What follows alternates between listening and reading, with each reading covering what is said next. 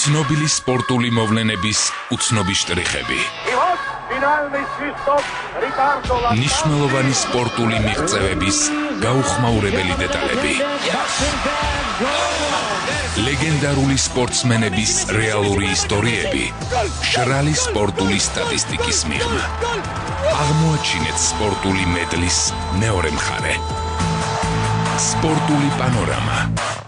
კახა გელაშვილთან ერთად. მოგესალმებით ძვირფასო რადიო მსმენელებო, მცირე პაუზის შემდეგ რადიო იმედის ეთერში ბრუნდება გადაცემა სპორტული პანორამა. ვსაუბრობთ უახლოესი 7 დღის, ანუ დღეიდან 23 იანვრიდან 29 იანვრის ჩათვლით სპორტთან დაკავშირებულ მნიშვნელოვან მოვლენებზე, გავიხსენებთ სპორტში მოღვაწე იუბილეურ პიროვნებებს და რა თქმა უნდა მოგითხრობთ საინტერესო ისტორიებს. ზუსტად 5 წლის წინ 2010 წლის 23 იანვარს ტალინში მიმდინარე მოციქურავეთა ევროპის ჩემპიონატზე ელენე გედევანიშვილმა ბრინჯაოს медаლი მოიპოვა. იგი კონტინენტის პირველი ქართველი პრიზიორი გახდა, როგორც ცნობილია ელენემ ეს მართლაც დიდი მიღწევა ინგლისის ქალაქ შეფილდში 2 წლის შემდეგაც 2012 წლის ევროპის ჩემპიონატზეც გაიმეორა. 1956 წელი 26 იანვარი ამ დღეს იტალიის საკურორტო ქალაქ კორტინა დამპეცოში ზამთრის რიგით მე-7 ოლიმპიური თამაშები გაიხსნა. ზამთრის ოლიმპიადებზე პირველად იასპარეზეს საბჭოთა სპორტსმენებმა, მათ შორის იყო თხილამურები, ტრამპლინიდან ხტომელი, ბაკურიანელი სპორტსმენი კობა წაქაძე, რომელმაც საბოლოოდ იმ ოლიმპიადაზე 30 ადგილი დაიკავა. სწორედ ამ დიდ სპორტსმენზე მინდა ახლა ვისაუბრო. კობა წაქაძე მოვლენა სპორტის ამ სახეობაში 4 ოლიმპიადის და მსოფლიოს 6 ჩემპიონატის მონაწილე, ერთადერთი ქართველი, რომელმაც ზამთრის 4 ოლიმპიადაზე იასპარეზა. საბჭოთა კავშირის 6 გზის ჩემპიონი და თასის 3 გზის მფლობელია ბატონი კობა, საბჭოთა კავშირის ხალხთა სპარტაკიადის ჩემპიონი, 54 საერთაშორისო ტურნირის გამარჯვებული, საბჭოთა კავშირის სპორტის დამსახურებული ოსტატი, რეკორდსმენი, ეს კობა წაქაძის მიღწევების არასრული ჩამონათვალია, გაცილებით უკეთ იასპარეზა მან 1960 წლის სკოველის და ასევე 1972 წლის საპოროს ოლიმპიურ თამაშებზე, ორივე იმ ოლიმპიადაზე მან მე-9 ადგილი დაიკავა.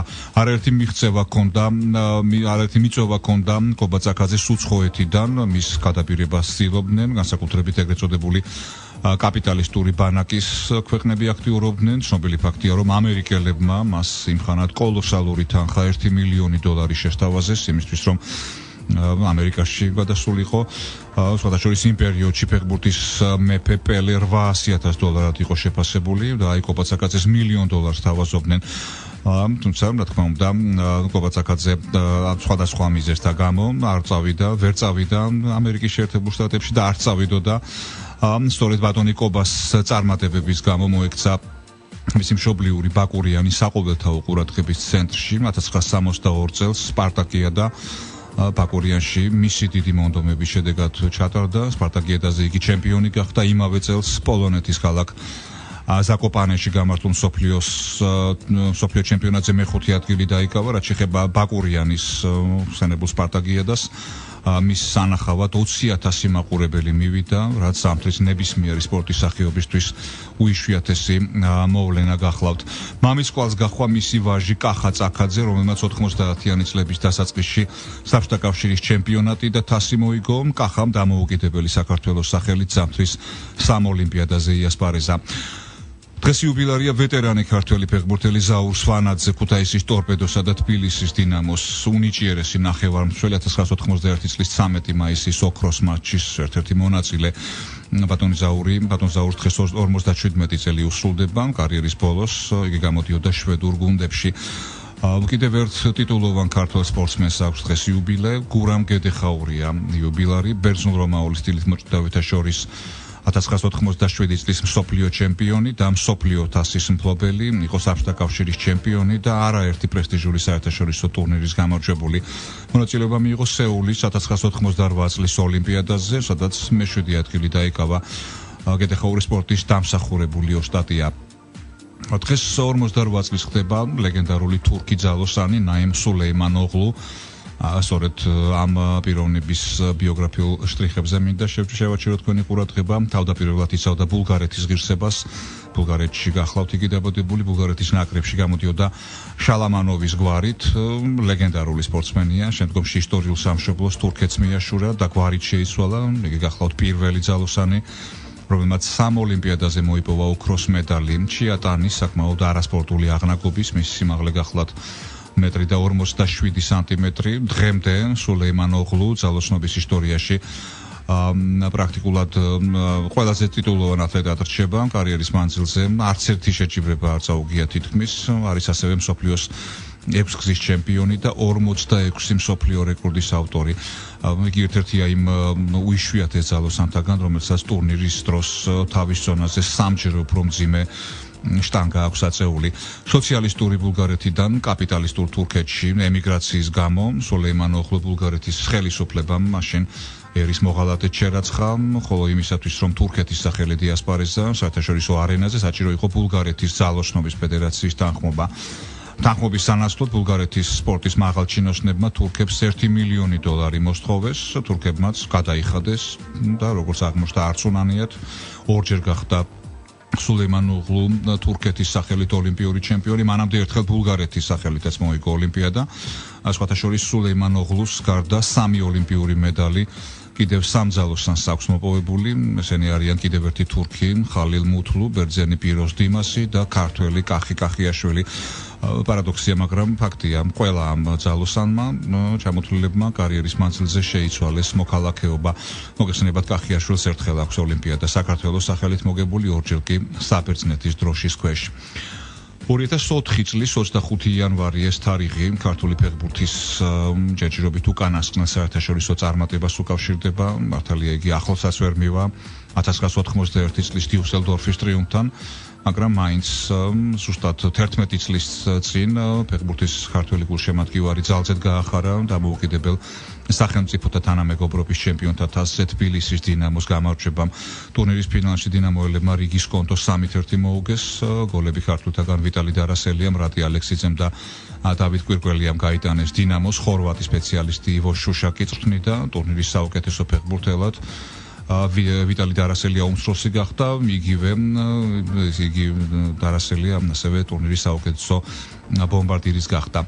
1948 წლის 25 იანვარს 67 წლის ხდება ვლადიმერ ისელიძე, თბილისის დინამოსა და საბჭოთა კავშირის წყალბურთელთა ნაკრების წევრი, შესანიშნავი სპორტსმენი, საბჭოთა კავშირის ჩემპიონატის ვერცხლის და ასევე ბრინჯაოს პრიზიორი, საკავშირო ხალხთა სპარტაკიადის ფინალისტი. მონრეალის 1976 წლის ოლიმპიური თამაშების მონაწილე, მე-7 ადგილზე გავიდა მაშინ საბჭოთა ნაკრებთან ერთად ისელიძე. ვლადიმერ ისელიძე ამჟამად როგორც ცნობილია საქართველოს ეროვნული ნაკრების მწვრთნელია. ახლა ჩვენს ეთერში მცირე სარეკლამო პაუზის დროა და ახლობებით 60 წუთში სპორტული პანორამა დაგიბრუნდებათ. აღმოაჩინეთ სპორტული მედლის მეორე მხარე. სპორტული პანორამა. კახა გელაშვილთან ერთად. სპორტული პანორამა ბრუნდება ეთერში, ვაგრძელებთ გადაცემას, მაშასე ჯანი ანიელის ვიხსენებთ, 2003 წლის 24 იანვარს დაიბადა, ამ დღეს უკაცრავად გარდაიცვალა ეს ცნობილი პიროვნება ჯანი ანიელი, ავტოკონცერნ ფიატის მთავარი აქციონერი, აღმასრულებელი დირექტორი, საფეხბურთო კლუბ ტურინის იუვენტუსის მფლობელი და ამ კლუბის ყველაზე ხმამაღალი წარმატებების მთავარი შემოქმედი. სწორედ მასე მინდა მოგითხროთ, გესაუბროთ მისი ბიოგრაფიის ზოგიერთ საინტერესო დეტალზე. ჯანი ანიელი იტალიის ერთ-ერთ ყველაზე გავლენიან და ცნობილ ოჯახში დაიბადა. მისი ბაბუა ანიელების იმპერიის შემქმნელი ჯანი ანიელი უფროსი, გახლავთ მე-20 საუკუნის პირველი ნახევრის მსოფლიოს ერთ-ერთი უმდიდრესი ადამიანი, გავლენიანი პიროვნება, სწორედ მისი დაარსებულია ფიატი. ცნობილი ფაქტია, რომ 1899 წელს მან ტურინის მცირე საავტომობილო ფაბრიკის აქციათა საკმაოდ სოლიდური პაკეტი, რომელიც დღესდღეობით მილიარდებადაა შეფასებული, $400 შეიძინა. იგი ამ ფაბრიკის ერთ-ერთი დამაარსებელი იყო, მოგვიანებით ანიელი უფროსი ახალი კომპანიის აღმასრულებელი დირექტორი, ხოლო 1920 წელს კონცერნის თავმჯდომარე გახდა. სწორედ ამ პერიოდიდან იწყება ჯანი ანიელი უფროსის და შემდეგში ანიელების ოჯახის არნახული აღმასვლა. 1923 წელს მის მფლობელობაში გადავიდა ქალაქ ტურინის საფეხბურთო კლუბი იუვენტუსი, რომლის მართვის სადავეები თავის ერთადერთ ვარს ედუარდო ანიელის გადაულოცა. ედუარდო ანიელის ვაჟი გახლდათ სწორედ ჯანი ანიელი უმცროსი. განათლებით სამართალმცოდნე, მას იტალიაში მეტსახელად ადვოკატს უწოდებდნენ, მიუხედავად იმისა, რომ იურისტად არასდროს უმუშავია. მეორე მსოფლიო ომის დასაწყისში იგი მუსოლინის სამხედრო შენაერთებში ირიცხებოდა სატანკო პოლკში, კერძოდ საერთოდ ანიელების ოჯახი ბენიტო მუსოლინის და ზოგადად იტალიელ ფაშისტთა მიმართ ლოიალური დამოკიდებულებით იყო ცნობილი. ჯანი ანიელი უფროსი 1945 წლის დეკემბერში გარდაიცვალა, ანუ მეორე მსოფლიო ომის დასრულებიდან რამდენიმე თვეში. მთელი მისი ბიზნეს იმპერია კი შვილიშვილზე ჯანი ანიელი უმცროსზე გადავიდა. აქ გეტყვით, რომ მანამდე ტრაგიკულად გარდაიცვალა მისი ერთადერთი ვაჟი ედუარდო. შესაბამისად ჯანი ანიელი უმცროსი ოჯახის უფროსი გახდა 24 წლის ასაკში, სწორედ მას მოუწია ფიატთან დაკავშირებით ოჯახის ინტერესების დაცვა იტალიის ეროვნულ განმათავისუფლებელ კომიტეტთან მოლაპარაკებებში. ეს კომიტეტი იტალიელ კომუნისტთა მიერ ომის დროს ჩამოყალიბდა და იატაკქვეშა ორგანიზაციად და ფაშისტების წინააღმდეგ მებრძოლ კომიტეტად გვევლინებოდა. ანიელების ოჯახს კი ამ კომიტეტმა როგორც მუსოლინის მხარდამჭერს ჩამოართვა მმართველობის უფლება და ფირმის ფიატის პრეზიდენტ ვიტორიო ვალეტასთან ერთად კოლაბორაციონიზმში დაასდო ბრალი. საბოლოოდ ანიელი უმცროსმა შეუძლებელი შეძლო, მან დაიბრუნა კონცერნი, ხოლო ვალეტას შეუნარჩუნა პრეზიდენტის პოსტი.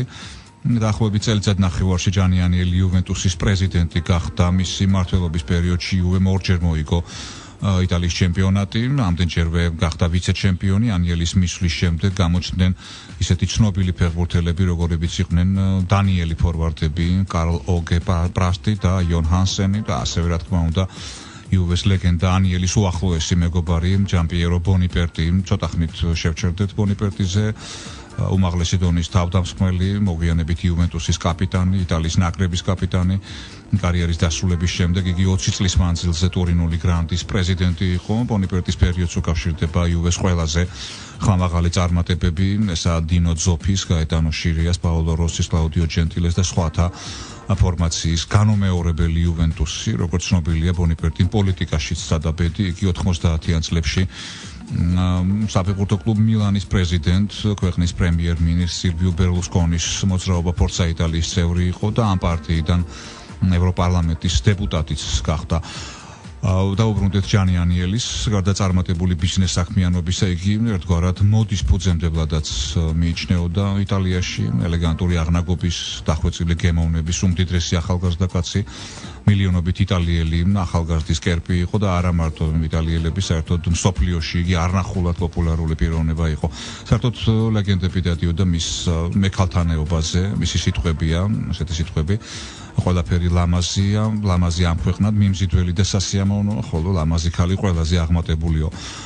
საუბრობდნენ მის სასიყვარულო ურთიერთობებზე, არაერთ მსოფლიოში ცნობილ მანდილოსნებთან, ერთ-ერთი ყველაზე გახმაურებული რომანი, რომელზეც რამდენიმე წელი მიდიოდა საუბარი, არაერთი ქვეყნის ყვითელ პრესაში იყო რომანი პამელა დიგბისთან, ვინსტონ ჩერჩილის ვაჟის, რენდოლფ ჩერჩილის ყოფილ ცოლთან, სწორედ მისი დახმარებით, ამ ქალბატონის დახმარებით შევიდა ბრიტანულ ბაზარზე ფიატი. გარდა ამისა, ანიელი ცნობილი იყო მსოფლიოს გავლენიან პოლიტიკოსებთან მეგობრული და რა თქმა უნდა საქმიანი ურთიერთობით. ჯანი ანიელიზე ბევრი რამის თქვა შეიძლება, ბევრი რამის მოყოლა. იგი იყო ასევე დიდი ქველმოქმედი და თავისი ქვეყნის იტალიის დიდი პატრიოტი. 2002 წელს მან ქალაქ ტურინს უნიკალური სამხატვრო გალერეა გადასცა, უსახსოვრა. გალერეაში 25 შედევრია, რომელთა ფასიც რამდენიმე 10 მილიონს აღემატება. სწორედ ამ ვერნისაჟზე გამოჩნდა ჯანი ანიელი უკანასკნელად საზოგადოების წინაშე. რამდენიმე თვეში აქედან იგი 91 წლის ასაკში ავტოშებიანი სიმსივნით გარდაიცვალა. 25 იანვარი 2013 წელი, 2 წლის წინანდელი ამბავი, ერთწლიანი მცირე პაუზის შემდეგ კვლავ საერთაშორისო ყურადღების ცენტრში მოექცა ეგვიპტეში. საფეხბურთო ვნებათა ღელვით გამოწვეული მასობრივი არეულობები, როგორც ცნობილია, 2 წლის წინ ეგვიპტის სასამართლომ სასიკვდილო განაჩენი გამოუტანა წინა წლის თებერვალში ქალაქ პორტ-საიდში საფეხბურთო მატჩის შემდეგ მომხდარი არეულობის 21 მონაწილეს. საერთო ჯამში სასამართლომ იმოვლენების 70 მონაწილეს წაუყენა ბრალი. ინციდენტი ადგილობრივი საფეხბურთო კლუბ ალ-მასრის და კაიროს ალ-ახლის შეხვედრის შემდეგ მოხდა. ცნობილი ფაქტია, რომ ამ ორი კლუბის გულშემატკივრებს შორის როგორც სტადიონზე, ასევე სტადიონს მიღმა საკმაოდ მტრული დამოკიდებულება. სასამართლოს აღნიშნულ გადაწყვეტილებას არნახული უწესრიგობები მოჰყვა მთელ ეგვიპტეში, არეულობა კაიროსა და სუეცს გადაედო. საბოლოოდ ინციდენტს 74 ადამიანის სიცოცხლე შეეწირა. 1942 წლის 25 იანვარს დაიბადა ეუსებიო და სილვა ფერეირა, შავ პანტერა წოდებული მოზამბიკური წარმოშობის პორტუგალიელი ფეხბურთელი. ეუსებიო სამართლიანი და ამიჩნეული მსოფლიოს ყველა დროის ერთ-ერთ საუკეთესო მოთამაშედ, ფილიგრანულ ტექნიკასა და უძლიერეს უსუსტეს დარტყმებთან ერთად ეუსებიო არაორდინალური სისწრაფითაც გამოირჩეოდა. მას 400, 200 და 100 მეტრ ზერბენაში მოპოვებული აქვს პორტუგალიის ჩემპიონის ტიტული. 1961 და 62 წლებში ლისაბონის ბენფიკას შემადგენლობაში ჩემპიონთა თასი მოიგო. 1962 წელს ფინალში ეუსებიოს ბენფიკამ ჩემპიონთა თასის გადამწყვეტ შეხვედრაში პუშკაშის და დი სტეფანოს რეალს 5-3 სლია. გადამწყვეტ მატჩში ეუსებიომ 2 გოლი გაიტანა. მსოფლიო ჩემპიონატი 1966 წლის მუნდიალზე პორტუგალია მესამე ადგილი დაიკავა. ეუსებიომ კი ტურნირის მსვლელობისას 9 გოლი გაიტანა. 1965 წელს იგი მსოფლიოს წლის საუკეთესო ფეხბურთელად აღიარეს. ორჯერ აქვს მოპოვებული ევროპის საუკეთესო ბომბარდირისთვის განკუთვნილი პრიზი ოქროს ბუცი. ეუსებიო 2014 წლის 5 იანვარს გარდაიცვალა. 25 იანვარს 35 წლის ხდება ესპანეთის ნაკრებისა და ბარსელონას ერთ-ერთი ლიდერი ჩავი ერნანდესი, მსოფლიოს 2010 წლის ჩემპიონი, ევროპის 2008 და 2012 წლების ჩემპიონი, 2000 წლის ოლიმპიური თამაშების ფინალისტი, ესპანეთის 7 გზის ჩემპიონი, ჩემპიონთა ლიგის 3 გზის გამარჯვებული. ესპანეთის 2008 და 2010 წლებში დაასახელეს მსოფლიოს საუკეთესო პლეიმეიკერად და შეიყვანეს ფიფას ნაკრებში. 35 წლის ხდება ეს მართლაც დიდებული ფეხბურთელი. 26 იანვარს 1956 წელს დაიბადა მერაბ მეგრელაძე, ყველასათვის საყვარელი ფეხბურთელი, ლანჩხუთის გურიას და ქუთაისის ტორპედოს თავდამსხმელი, გამოირჩეოდა საგოლე ალღოთი და მთვარი ოსტატური მოულოდნელი დარტყმებით. საქართველოს ეროვნულ ჩემპიონატში გამოდიოდა წყალტუბოს სამგურალში, ქუთაისის ტორპედოში, ზესტაფონის მარგვეთში. თვალსაჩინო ქუთაისელთა შორის ცნობილი ფაქტია, ყველას გვახსოვს, ქუთაისელთა რიგებში მოედანზე გადიოდა ვაშთან, გია მეგრელაძესთან ერთად. მერაბ მეგრელაძე 2012 წელს 24 იანვარს გარდაიცვალა. 1919 წელი 26 იანვარი ამ დღეს დაიბადა ვალენტინო მაცოლა, იტალიის ნაკრებისა და ტორინოს ფორვარდი, იტალიელ ფეხბურთის გულშემატკივართა ყველა დროის ერთ-ერთი უსაყვარლესი ფეხბურთელი. ტორინოს შემადგენლობაში 5-ჯერ გახდა იტალიის ჩემპიონი, 2-ჯერ მოიგო ქვეყნის თასი. ვალენტინო მაცოლა ავიაკატასტროფაში 1959 წლის 4 მაისს დაიღუპა. იგი ლეგენდარული იტალიელი ფეხბურთელი სანდრო მაცოლას მამაა. 1959 წლის 4 მაისი ვახსენეთ. ეს დღე ფეხბურთის ისტორიაში შესულია როგორც ერთ-ერთი ყველაზე ტრაგიკული დღე. ქალაქ ტურინის სიახლოვეს კატასტროფა განიცადა თვითმფრინავმა, რომელშიც საფეხბურთო კლუბ ტორინოს თითქმის სრული შემადგენლობა იმყოფებოდა. გუნდი ლისაბონიდან ბრუნდებოდა, სადაც ამხანაგური მატჩი ჩაატარა ბენფიკასთან. დაიღუპა ტორინოთა 18 ფეხბურთელი, მათგან 10 იტალიის ნაკრების წევრი იყო. აგრეთვე კლუბის დირექტორატის 5 წევრი, 3 ჟურნალისტი, მათ შორის იყო რენატო კასალბორე, ტორინული სპორტული გამოცემა ტუტო სპორტის დამაარსებელი, ასევე მატჩის ერთ-ერთი ორგანიზატორი და ეკიპაჟის 4 წევრი, სულ 31 ადამიანის სიცოცხლე ემსხვერპლა ამ საშინელ ტრაგედიას. დაღუპულთა შორის იყო გუნდის კაპიტანი ვალენტინო მაცოლა. გადარჩა ტორინოს ერთი ფეხბურთელი, ლაურო ტომა, რომელიც ლისაბონში ტრავმის გამო არ გახოლია გუნდს. ოფიციალური ინფორმაციით ავიაკატასტროფის მიზეზი ძლიერი ნიშლი გახდა. დაბალი ხილვადობის გამო პილოტმა სივრცეში ორიენტაცია დაკარგა. ტრაგედიამდე ცოტა ხნით ადრე თვითმფრინავმა გამართვისთვის გეგმიური დაშვება განახორციელა ბარსელონას აეროპორტში, სადაც ტორინოს ფეხბურთელები თავიანთ მეტოქე მეგობრებს საფეხბურთო კლუბ მილანის ფეხბურთელებს შეხვდნენ, რომლებიც მადრიდში მიემგზავრებოდნენ. სწორედ მილანის ფეხბურთელებმა ნახეს ტორინოს გუნდის წევრები უკანასკნელად, არადა იტალიის ჩემპიონატის დასრულებამდე დარჩენილი იყო 6 ტური, ერთპიროვნული ლიდერი სწორედ ტორინო გახლდათ. კლუბის ჯგუფშემადგენლობის, ასევე ახალგაზრდული და ჭაბუკთა გუნდებიდან სახელდახელოდ შეკრებილმა ფეხბურთელებმა დარჩენილ ტურებში მაქსიმუმი გაიღეს, რათა გუნდს ჩემპიონის ტიტული მოეპოვებინა. აი ასე გახდა 1959 წელს ჩემპიონატის გამარჯვებული ტორინო. დღეს ინგლისის ლივერპულის გულშემატკივრები და რა თქმა უნდა ამ დიდი კლუბის ხელმძღვანელობა ბობ პეისლის 96 წლის იუბილეს აღნიშნავს. სპეციალისტის, რომლის მუშაობის პერიოდში ლივერპული წლების მანძილზე ყველაზე ხმამაღალ წარმატებებს აღწევდა, როგორც საშინაო, ისე საერთაშორისო არენაზე. ფეხბურთელის კარიერის მანძილზე პეისლი ლივერპულის ღირსებას 15 წლის მანძილზე იცავდა. 1939-დან 54 წლების ჩათვლით იყო გუნდის კაპიტანი. 1957 წელს მოიპოვა ინგლისის ჩემპიონობა, 50-ში კი ინგლისის თასი. აქტიური სპორტული კარიერის დასრულების შემდეგ მერსაიდელთა სამწმელო შტაბში მიიწვიეს, იყო ლეგენდარული მენეჯერის ბილ შენკლის ასისტენტი და ნიჭიერი მოწაფე. შენკლის გადადგომის შემდეგ ლივერპულის მთავარ მწვრთნელად დაინიშნა სწორედ ბობ პეისლის დროს გახდა ლივერპული მსოფლიო დონის გრანდი, რომელიც საკმაოდ ხანგრძლივი დროის მანძილზე არა მარტო ინგლისში, მთელს ევროპაში ლამის სრულ ჰეგემონად გვევლინებოდა. პეისლის მწვრთნელობის პერიოდში გუნდმა 19 ტროფეი მოიგო, იგი ხანგრძლივი დროის მანძილზე ერთადერთი მწვრთნელი გახლდათ, რომელსაც სამჯერ ჰქონდა ჩემპიონთა თასი მოგებული. 1977, 78 და 81 წლებში მოაგებინა მან ლივერპულს კონტინენტის ყველაზე პრესტიჟული ტურნირი, რომელსაც დღესდღეობით ჩემპიონთა ლიგა ეწოდება. მისი მიღწევა გასულ წელს იტალიელმა კარლო ანჩელოტიმ გაიმეორა, რომელმაც ორჯერ მილანთან ერთად მოიგო ჩემპიონთა ლიგა, ხოლო შარშან როგორც ვიცით მადრიდის რეალთან ერთად. როგორც ცნობილია 1979 წელს ჩემპიონთა თასის მე-16 ფინალურ ეტაპზე თბილისის დინამომ გამანადგურებელი მარცხი აგემა ბობ პეისლის ლივერპულს.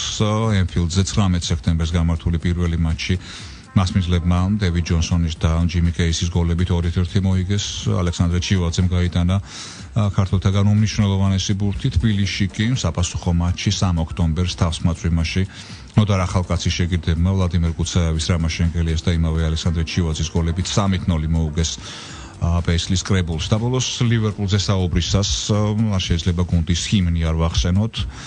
სახელწოდებით შენ არასდროს იქნები მარტო, არასდროს დარჩები მარტო, You'll Never Walk Alone. სიმღერა 1945 წელს დაწერეს ამერიკელმა მუსიკოსებმა რიჩარდ როჯერსმა და ოსკარ ჰამერსტაინმა. მიუზიკლ კარუსელისთვის იგი მოგვიანებით არაერთმა ცნობილმა მომღერალმა შეასრულა, იგივე ელვის პრესლიმ, ფრენკ სინატრა, მარიო ლანსამ, რამაც ბუნებრივია ამ სიმღერის პოპულარობას შეუწყო ხელი. 1963 წელს კი სიმღერის თავისებური ინტერპრეტაცია შესთავაზა მსმენელს იმ პერიოდის საკმაოდ პოპულარულმა ლივერპულულმა ბიტ ჯგუფმა Jerry and the Pacemakers. სიმღერა ბრიტანულ ჩარტებში 4 კვირა ლიდერობდა, თან არ დაგვავიწყდეს ეს რა პერიოდია, ბიტლსის ეპოქა, თანაც იქვე ლივერპულში. სწორედ ეს ვერსია, ანუ ამგვარად შესრულებული სიმღერა გახლავთ ლივერპულის ჰიმნი და ერთგვარი მთავარი სავიზიტო ბარათი. You'll Never Walk Alone. ეს სიტყვები ამოტვიფრული Enfield Road-ის ერთ-ერთ მთავარ შესასვლელთან, ბილ შენკლის სახელობის ჭიშკარზე. ეს მართლა ძალიან ლამაზი მუსიკალური კომპოზიცია, ასრულებს სპორტული პანორამის დღევანდელ გადაცემას. გესაუბრებოდათ კახა გელაშვილი. დიდი მადლობა ყურადღებისთვის. მომავალ პარასკევამდე 30 იანვრამდე გემშვიდობებით. კარგად ბრძანდებოდეთ.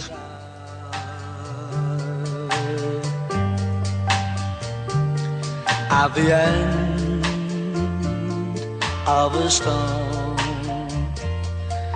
there's a golden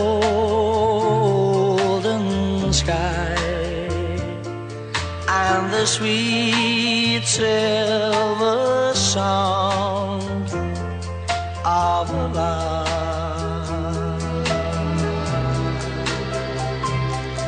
Walk on